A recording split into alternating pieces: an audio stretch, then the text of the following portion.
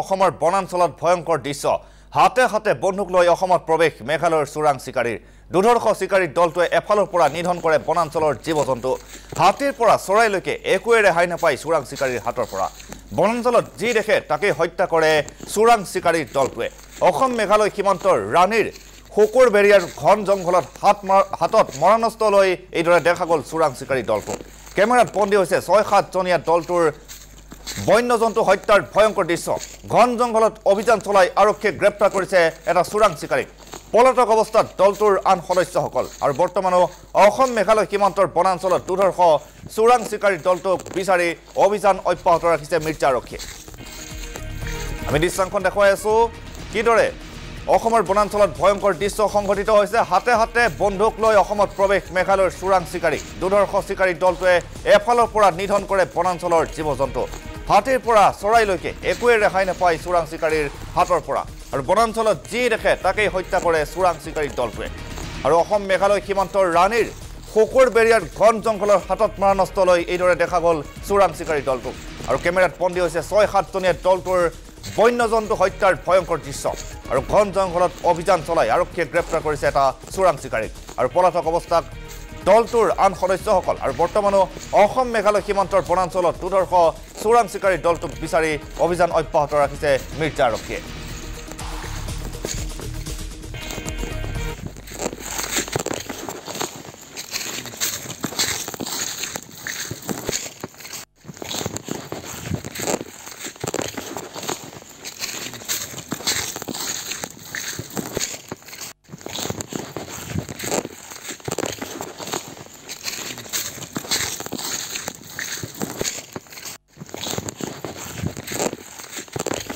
আমি দেখাই আছো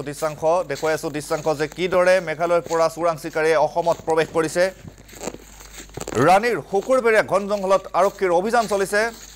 আৰু এটা চোৰাং চিকাৰীক গ্ৰেপ্তাৰ কৰিছে ইতিমধ্যে পলাতক আন কেইজন আৰু অসমৰ বনাঞ্চলত এই ভয়ংকৰ দৃশ্য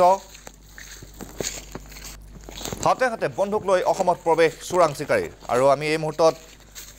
ফোন লাইনত সংযুক্ত হৈছোঁ আমাৰ জ্যেষ্ঠ সাংবাদিক ভগৱান দাসৰ সৈতে ভগৱান দাস তাৰ প্ৰাক মুহূৰ্তত আমি এটা মন্তব্য শুনাই লৈছোঁ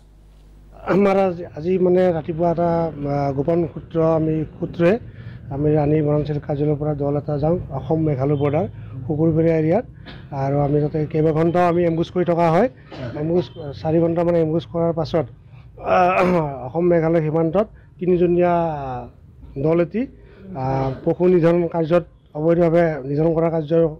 লিপ্ত কৰাৰ কাৰণে প্ৰৱেশ কৰিছিল আৰু সেই সময়তে আমি এম্বুজ কৰি থকা সময়ত এজনক আমি ধৰিবলৈ সক্ষম হ'লোঁ আৰু বাকী দুজন জংঘলত পলাই যাবলৈ সক্ষম হ'ল বাকী আমি অনুসন্ধান চলাই থকা হৈছে আচলতে কি তেওঁলোকে কি বিভিন্ন হাতীৰ পৰা চৰাই চিৰিকটি সকলো জীৱ জন্তু মাৰে হয় এনেই আমি এতিয়া পোৱা মতে তেওঁলোকৰ আমি তথ্য হিচাপে চৰাই নিধন কৰাটোৱে আমি পাইছোঁ বাকী হাতীটো এতিয়ালৈ আমি অনুসন্ধান চলাই থকা হৈছে পিছৰ যদি পোৱা যায় আমি সঠিক ক'ব পৰা যাব খালী কাৰ্টিজ এটা পোৱা হৈছে আৰু চৰাই 2টা পোৱা হৈছে কি বন্দুক জাতীয় কিবা আছিল নেকি এনে বন্দুক দেখা পোৱা গৈছিল তেওঁলোক কিন্তু বন্দুক লৈ পলায়ন কৰিছে বাকী তেওঁলোকৰ এটা ভিডিঅ' তেওঁলোকৰ পোৱা গৈছে আচলতে কি এইটো ভিডিঅ'টো তেওঁলোকেতো কালি তাৰিখত ভিডিঅ'টো কৰিছিল 3জন মানুহ মোবাইলত তেওঁ নিজৰ মোবাইলত যিটো ভিডিঅ' পোৱা গৈছে আচলতে ভিডিঅ'টোত বন্দুকৰ সিহঁতৰ হাতত আছে এনেই আমি যেতিয়া আমি বন্দুক কি মোবাইলটো আমি পোৱা গ'ল আমিও পাইছোঁ তেওঁলোকৰ মানে মোবাইলটোত ভিডিঅ' দেখা পোৱাটো হয় বন্দুক লৈ আচলতে তেওঁ ক'ৰ হয় এনেই আমি তথ্য পোৱা মতে তেওঁৰ মোবাইলত তেওঁ মাইৰঙৰ হয় খাচীয়া হিলছৰ হয় মেঘালয়ৰ হয় তাৰমানে এনেকুৱাকৈ আহে নেকি মাজে মাজে আহে আমি আৰু যেতিয়া আমি ধৰক এম্বুজ কৰোঁ বা আমি খবৰ পালে মানে তেওঁলোক আকৌ আমাৰ বৰ্ডাৰৰ পৰা বেক হৈ তেওঁলোকৰ দিশে গতি কৰি গুচি যায় এইটো আপোনাৰ প্ৰিয় ৰিজাৰ্ভ ফৰেষ্টত পাইছে আজি এইটো আমাৰ অসম মেঘালয়ৰ যিটো বৰ্ডাৰ আমাৰ যিটো ৰাণী ৰিজাৰ্ভ হুকুৰবেৰীয়া এলেকা তাতে আমাৰ ৰিজাৰ্ভৰ ভিতৰত পোৱা গৈছে তেওঁলোকক এতিয়া কি ব্যৱস্থা কৰিব তেওঁলোকক এতিয়া আমি আইনমতে যিখিনি ব্যৱস্থা হয় তেওঁ ৰাতিপুৱা আমি জুডিচিয়েল কাষ্টডিত পঠাৰ ব্যৱস্থা কৰিম আৰু এই মুহূৰ্তত আমি ফোন লাইনত সংযুক্ত হৈছোঁ আমাৰ জ্যেষ্ঠ সাংবাদিক ছয়গাঁৱৰ পৰা ভগৱান দাসৰ সৈতে হয় ভগৱান দাস অসমৰ বনাঞ্চলত ভয়ংকৰ দৃশ্য আমি প্ৰত্যক্ষ কৰিছোঁ যিহেতু চোৰাং চিকাৰী মেঘালয়ৰ পৰা আহি হাতে হাতে বন্দুক লৈ অসমত প্ৰৱেশ কৰিছে বন্যকুলৰ প্ৰতি এটা ভাবুকি আহি পৰিছে এই মুহূৰ্তত আপোনাৰ কি তথ্য আছে আৰু আৰক্ষীৰ এম্বুছ যিহেতু হৈছে এই মুহূৰ্তত আপোনাৰ কিবা তথ্য আছে নেকি যে তেওঁলোকক কৰায়ত্ব কৰিব পাৰিছেনে নাই ভগৱান হয় বেদান্ত আপুনি কোৱাৰ লেখীয়াকৈ আচলতে অসমৰ ভূমিত চোৰাং চিকাৰীৰ এক দপদপনি বুলি আমি নিশ্চয়কৈ ক'ব লাগিব কিয়নো আৰক্ষীয়ে কামৰূপ জিলাৰ পলাকবাৰী আৰক্ষীয়ে ইতিমধ্যে এজনকৈ মাইৰামৰ যিগৰাকী বাৰকুচ মাৰবানিয়া নামৰ এগৰাকী চোৰাং চিকাৰীক হাতে লুটে বন্দুকসহ তেওঁক কৰায়ত্ব কৰিবলৈ পলাকবাৰী আৰক্ষীয়ে সক্ষম হৈছে বুলি আমি নিশ্চয়কৈ ক'ব লাগিব কিয়নো